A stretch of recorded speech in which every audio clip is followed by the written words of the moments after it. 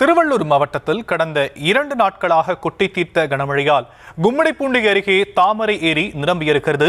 ஏரியிலிருந்து வெளியேறக்கூடிய உபரி நீர் விவசாய நிலங்களில் புகுந்திருப்பதால் சுமார் 500 ஏக்கர் பரப்பளவில் நெற்பயிர்கள் முழுகி சேதமடைந்திருக்கின்றன.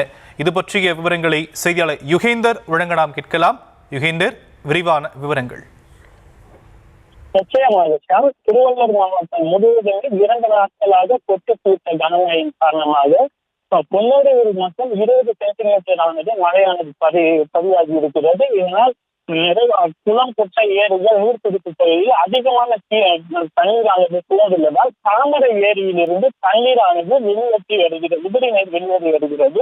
இந்த உபரி நீரானது முறையாக கால்வாய்கள் அமைத்து அந்த கால்வாயில் செல்லாமல் கடந்த ஆண்டு பொதுப்பணித்துறையின் மூலமாக கால்வாய்கள் தூர்வாரப்பட்டன. அது முழுமையாக தூர்வாரப்படாததால் அந்த கால்வாயின் தண்ணீர் செல்ல முடியாமல் வெளியே விளைநிலங்களுக்கு 500 ஏக்கர் பரப்பளவில் விவசாய நிலங்களுக்கு உள்ளே புகுந்துள்ளது. அதனால் கடல் போல் காட்சி அளிக்கிறது. இது முறையாக பொதுப்பணித்துறையினர் கால்வாய்களை தூர்வாரி இருந்தால் இது போன்ற சூழ்நிலைகள் நடந்திருக்காது எனவும், இதனால் வேளாண்மை துறை அதிகாரிகள் உடனடியாக இப்பகுதியை பார்வையிட்டு விவசாய நிலையில் சேதமானங்களை கணக்கெடுப்பு நடத்தி தங்களுக்கு நிவாரணம் வழங்க வேண்டும் எனவும் விவசாயிகள் தரப்பில் தெரிவிக்கப்படுகிறது.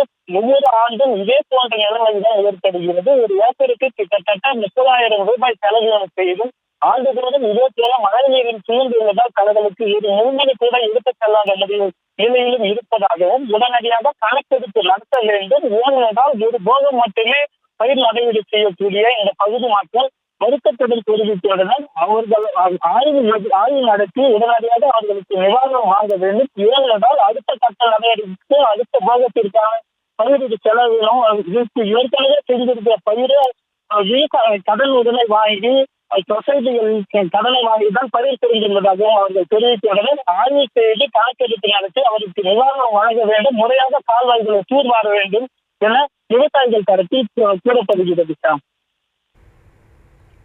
விவரங்களுக்கு நன்றி யுகேந்தர்.